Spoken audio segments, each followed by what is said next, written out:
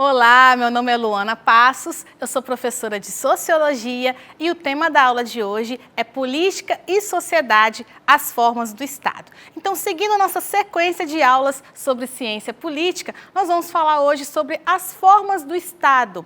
Então, na Grécia Antiga, a gente viu nas outras aulas que a palavra política referia-se às decisões relativas à vida na cidade, das quais todos aqueles considerados cidadãos deveriam participar. Com as revoluções liberais ocorridas a partir do século XVII, a palavra política passou a designar principalmente as atividades relativas ao controle estatal. Então, o que é o Estado? Vamos tentar entender esse conceito de Estado? Então, sociologicamente falando, as definições de Estado são diversas e podemos dizer de duas para a gente começar a falar sobre o assunto. Nós trazemos aqui duas definições, a do Norberto Bobbio e do Max Weber. A primeira vai falar que o Estado trata-se da organização social complexa marcada pela centralização do poder, fundamentada na territorialidade da obrigação política e na progressiva impessoalidade do comando político. Então, ele está falando o quê? Dessa centralidade do poder, da centralização política, marcado pela questão de território e das obrigações que nós temos com relação a esse ente que é o Estado, né? Já o Max Weber, como que ele vai definir o Estado? Vamos ver aqui no slide. O Max Weber, ele vai definir basicamente o Estado como monopólio da violência legítima, exercida através da polícia e das Forças Armadas. Então, ele vai falar dessa entidade como, né, uma entidade que exerce um poder, principalmente pelo uso da força. E no caso, as instituições que para Weber vão exercer esse poder do Estado, essa violência do Estado, são as instituições policiais. Então, existem muitas formas da gente compreender o Estado, nós estamos destacando algumas dessas formas. Alguns autores vão defender o Estado como uma instituição neutra, aquele que vai promover o bem comum, mediar os conflitos, resolver os problemas da sociedade civil. Já outros autores vão comparar o Estado como uma espécie de guarda, né? Ele está ali para quê? Para garantir os direitos naturais, como lá os contratualistas vão dizer, né? Que os direitos à vida, à propriedade, que estariam ameaçados se não fosse a existência do Estado. Já outros vão ver o Estado do ponto de vista da dominação. Ele serve fundamentalmente para garantir a conservação de um determinado contexto de dominação, da exploração de uma classe sobre a outra. Então, olha que interessante, nós temos perspectivas muito diferentes de o que seja o Estado e qual seria esse papel do Estado. Alguns vão ver de forma neutra, outros como para garantir direitos e outros ainda para dominar, para garantir a dominação de um grupo sobre o outro. Uma coisa muito importante para a gente dizer é que Estado e governo são coisas diferentes. Quando a gente fala de Estado, a gente está falando de uma instituição social, a gente está falando de uma ideia, de algo que representa essa dominação. Quando a gente fala de governo, a gente está falando da autoridade que administra o Estado. Então, o governo, ele administra o que nós chamamos de Estado. E aí nós vamos falar um pouquinho nessa aula sobre as formas de governo, como que essas formas se dão. Então, a forma de governo, ela diz respeito à maneira como se constituem essas relações entre quem são governantes e quais são os governados. Como que governantes e governados se relacionam, né? Duas propostas de classificação consagradas historicamente sobre essas relações é o modelo aristotélico de classificação e o modelo proposto por Maquiavel. Então, no modelo aristotélico de classificação, a monarquia seria o governo de um só, a aristocracia, o governo dos melhores, e a democracia, o governo de muitos. Já no modelo proposto por Maquiavel, existiriam então dois tipos, que seria o principado ou a monarquia e a república. Então, quando a gente fala dessas definições, a gente está falando de autores que vão tentar entender como que essa relação entre os governantes e os governados se dão a partir de um contexto histórico, de uma concepção filosófica, própria daquele autor. Não existem só esses dois tipos de classificação, esses são os mais utilizados. Então, a monarquia, quando a gente fala de monarquia, dessa forma de governo monárquica, a gente geralmente fala de dois tipos. A gente fala das monarquias absolutistas e das constitucionais. No primeiro caso, ela é predominante até o século XVIII, o poder do governo, né, absoluto, vitalício, hereditário. Já no modelo constitucional, esse poder ele é limitado por outros órgãos, como, por exemplo, os parlamentos e os gabinetes, né? A República, ela se opõe à forma monárquica. Nela, os presidentes e primeiros ministros normalmente são eleitos por períodos determinados. Então, a gente está falando então de duas principais formas, a monarquia e a república, ok? Os dois sistemas de governo que predominam no Ocidente são o presidencialismo e o parlamentarismo. Então, geralmente, a gente tem esses dois tipos de governo. Vamos entender o que é presidencialismo, o que é parlamentarismo? Então, o presidencialismo são eleições presidenciais direta ou indiretamente por tempo determinado. O presidente exerce a função executiva, acumulando chefia de Estado e chefia de governo. O presidente escolhe seus ministros. A independência entre os poderes, visto que as eleições para o executivo e para o legislativo acontecem de forma desvinculada. É basicamente o que acontece na nossa sociedade brasileira. Nós vivemos sob o presidencialismo. Então, a gente segue tudo isso que eu acabei de falar, as eleições são diretas ou indiretas, no nosso caso elas são eleições diretas aqui no Brasil, né? Tem um tempo determinado, o presidente exerce essa função executiva, lembrando que nós temos 3 poderes, né, na nossa república, que é o executivo, o legislativo, o judiciário, e as eleições elas acontecem para o executivo e para o legislativo, elas não são vinculadas, ou seja, os candidatos se elegem de formas, né, desvinculadas, porém os poderes eles se interrelacionam, um fiscaliza o outro, um contribui com o outro, ok? Agora vamos falar um pouquinho sobre o parlamentarismo. O que é o parlamentarismo? Há uma forte interação entre os poderes legislativo e executivo. Distingue-se chefe de Estado, monarca ou presidente, e chefe de governo, primeiro-ministro ou chanceler. Então, lá no presidencialismo, quem é chefe de governo e quem é chefe de Estado é o presidente, ok? No parlamentarismo, tem funções distintas. O chefe de Estado é o presidente ou o rei e o chefe de governo é o primeiro-ministro ou o chanceler, ok? Vamos voltar lá para a gente poder continuar vendo. Quem governa é o parlamento por meio do gabinete. O gabinete é constituído pelo primeiro-ministro e pelos demais ministros. Instrumentos importantes os princípios de responsabilidade ministerial e o direito à dissolução do parlamento. Então, a gente acabou de ver que o presidencialismo e o parlamentarismo são distintos. Aqui no nosso caso do Brasil, a gente tem o presidencialismo, ok? Então, para a gente continuar nas nossas análises aqui, a gente vai falar um pouquinho também da participação política, né? Das formas de participação política. No caso, né, do presidencialismo, a gente tem os partidos políticos, que são as organizações baseadas em uniões voluntárias, orientadas para influenciar ou conquistar o poder do Estado. Então, os partidos políticos, eles vão tanto estar exercendo um poder sobre o Estado, de reivindicações e tudo mais, quanto os próprios eleitos que estão, né, participando do governo serão, né, relacionados, ligados a um determinado partido político, né? Vamos entender melhor o que seria um partido. Uma definição para partido. Vem comigo aqui no slide. Então, nós temos algumas definições para partidos. Uma definição sociológica, estruturas fundamentadas na ideologia da representação política. E uma definição jurídica, organizações de direito privado que congregam cidadãos com afinidades ideológicas políticas. Ambas as definições estão falando, então, desse grupo de pessoas que acreditam numa determinada causa, tomam partido por uma determinada ideia.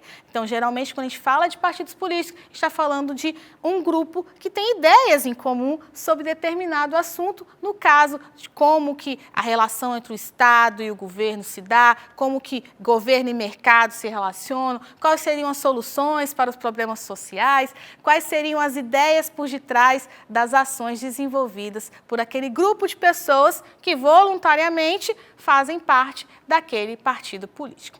Outra forma de pensar sobre a participação política dos cidadãos é de compreender os sistemas partidários. Já entendeu mais ou menos o que é o partido e a gente já falou um pouquinho sobre os sistemas partidários. Eles podem ser monopartidários, bipartidários, multipartidários.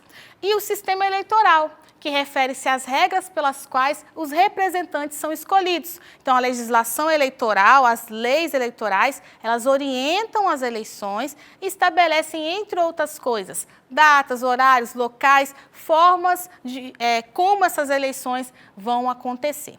Vamos entender um pouquinho no slide o que seriam as eleições, como que essas eleições se dão? A eleição, ela pode ser majoritária, vence quem obtiver a maioria dos votos, ou proporcional. O voto vai para o partido ou frente partidária de acordo com o coeficiente eleitoral. O coeficiente eleitoral é calculado por meio da divisão do total de votos válidos em uma determinada população votante pelo número de cadeiras disponíveis na casa para a qual concorrem os candidatos. As eleições podem ocorrer com base no sistema de lista fechada, o partido escolhe os candidatos e o eleitor vota na legenda, ou lista aberta. O partido escolhe os candidatos, mas estes concorrem individualmente, podendo o eleitor definir o candidato de sua preferência. Então, dependendo de como o eleitor votar, do número que ele colocar lá na urna, ele vai estar votando ou para o candidato ou para a legenda daquele partido. Então, pessoal, pegando como exemplo as nossas últimas eleições municipais, a gente vai ter para prefeito a eleição majoritária, ou seja, vence quem tiver a maioria dos votos, ou então, dependendo do número de habitantes, vai ter o segundo turno, né? Haveria o segundo turno.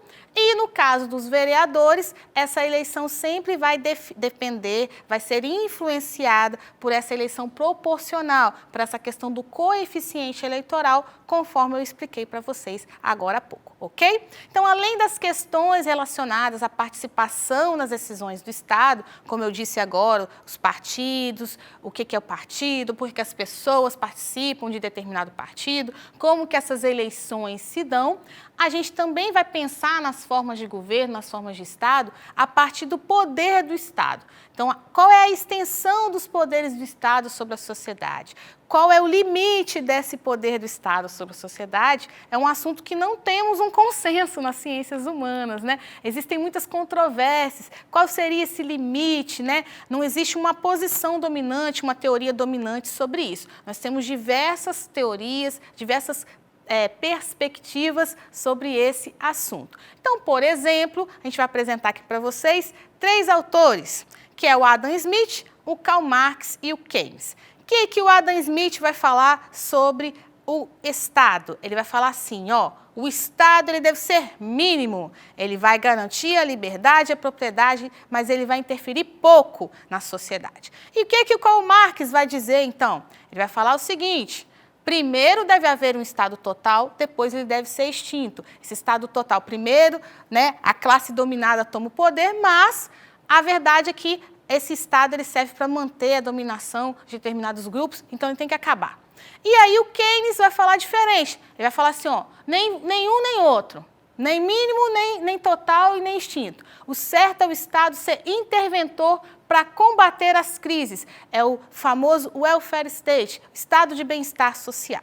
Então, esses 3 autores vão falar um pouquinho sobre essas concepções de Estado. E essas ideias desses autores ao longo do tempo vai influenciar a forma como os Estados foram se consolidando, principalmente no século XX. Ok? Então, para a gente entender a nossa história, para a gente entender como se deu essas relações entre o Estado, entre as pessoas, entre o governo, entre o mercado, a gente precisa conhecer um pouquinho dessas teorias, né? E por falarmos nesses autores, nós temos outras definições. O Estado absolutista, no qual se concentra na figura do rei, de um líder absoluto. O Estado liberal ou burguês, no qual, voltado, né, para essa ideia ali do Adam Smith, de que a principal função do Estado é resguardar a propriedade privada.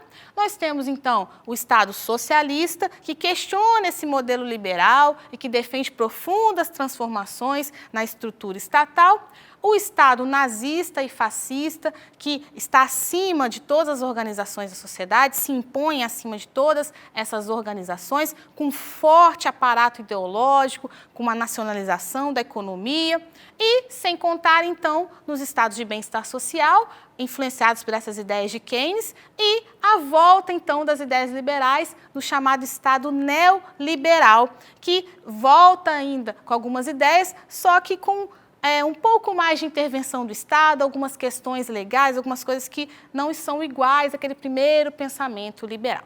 Para entender um pouquinho melhor, então, sobre essas características dos diversos tipos de Estado, a gente vai ver um pouquinho no próximo slide. Quando a gente fala da questão política, eu coloquei aqui na tabela para vocês alguns dados, algumas informações, um resuminho para vocês, e eu vou destacar alguns pontos. Então, por exemplo, no Estado absolutista, a gente vai falar dessa centralização da estrutura de governo. No Estado liberal, é aquele Estado mínimo que garante os direitos individuais. No Estado nazi-fascista, um projeto mais totalitário, expansionista. No Estado socialista, mais voltado para a questão da classe trabalhadora, né? Dessa participação política da classe trabalhadora. No Estado de bem-estar social, o investimento, a distribuição de renda, muito mais nas mãos do Estado, né? Apesar de acreditar numa economia de mercado. E o Estado neoliberal, esse retorno das teorias liberais com essa progressiva desregulamentação da economia. Já quando a gente fala de sociedade como um todo, a gente vai falar no Estado absolutista desse conflito entre os estamentos, entre burguesia, nobreza, nesse período aí do feudalismo. No Estado liberal, o conflito entre as classes trabalhadoras e capitalistas. No Estado nazifascista, a redução dos direitos civis e políticos por essa questão mais totalitária. E o Estado socialista, essa questão da corrida armamentista, de algumas situações voltadas para esse atraso tecnológico na indústria e no campo em comparação às sociedades capitalistas. Nós estamos falando aqui, então, do contexto da Guerra Fria. Estado de bem-estar social, ampliação dos direitos sociais, do consumo de bens. Porém, depois ele vai ter um enfraquecimento por conta de dívidas e tudo mais do Estado. E o Estado neoliberal, que é a redução dos direitos trabalhistas, baixo investimento na área social, esse retorno da pouca intervenção do Estado na economia. Alguns pontos que foram destacados aí a partir do livro que nós utilizamos como referência e que vamos utilizar, que vamos falar no final da aula, ok? E aí, como nós podemos perceber, uma das dimensões que definem o tipo de Estado, de como que a gente vai chamar esse Estado, é a relação entre o Estado e o mercado. Mesmo nas questões políticas que nós mostramos na tabela, mesmo nas questões da sociedade, está muito voltada por essa questão das trocas, dos bens, da questão econômica. Como que esse governo se relaciona com o mercado. Então, as teorias do Karl Marx, do Adam Smith, do Keynes, por exemplo, falam dessa relação entre governo e mercado, né? O que é o mercado? O mercado é esse mecanismo para acumular riquezas, né? Porém, o que vai diferenciar um tipo de Estado do outro? É esse grau de intervenção do Estado. Qual que é o nível, qual que é o grau que o Estado pode intervir no mercado? Isso que é a grande questão que está envolvida, se vai ser um Estado de esquerda ou de direita, se vai ser neoliberal, se vai ser de bem-estar social, socialista. Todas essas definições que nós mostramos para vocês, elas estão muito relacionadas ao grau de intervenção que o Estado tem sobre a economia. Mas como que essas questões aparecem nos vestibulares? Vamos dar uma olhadinha numa questão de vestibular? Vamos lá no Mackenzie. Inspirado no liberalismo clássico e em clara oposição ao keynesianismo, o neoliberalismo propõe, entre outras medidas: 1. A atuação do Estado como empresário, como mediador das relações capital-trabalho e como regulador de taxas e tarifas. 2. O desenvolvimento de uma política de privatização das empresas estatais para reduzir o papel do Estado na economia. 3. A minimização do poder dos sindicatos e a redução dos direitos trabalhistas. 4. A redução das barreiras para a circulação de mercadorias e capitais entre países, promovendo assim uma maior abertura econômica. Então, o enunciado pergunta: quais dessas alternativas estão corretas? Vamos voltar lá para o nosso slide. De todas essas alternativas, a única, gente, que fala de uma intervenção maior do Estado na economia é a alternativa de número 1, que fala que o Estado atuaria como um empresário, como um mediador das relações. E, na verdade, o que a gente quer, né, o que o neoliberalismo fala, é de um retorno dessa não intervenção do Estado. Então, as demais questões, que vai falar sobre a privatização, sobre minimização do poder dos sindicatos, sobre a redução das barreiras para a circulação de mercadorias, estão de acordo com a ideologia neoliberal, com o que propõe o neoliberalismo. Então, a resposta correta é a que fala 2, 3 e 4. No caso, é a questão de número D. 2, 3 e 4 são as alternativas corretas, ok? Então, gente, essa aula de hoje a gente falou um pouquinho sobre essas relações entre o governo e o mercado, não é? A gente se baseou em algumas referências bibliográficas para falar sobre isso. Nós usamos, né? Vamos ver aqui no nosso slide, nós mostramos 2 livros, que é o Sociologia em Movimento, e uma apostila sobre Estado, Governo e Mercado.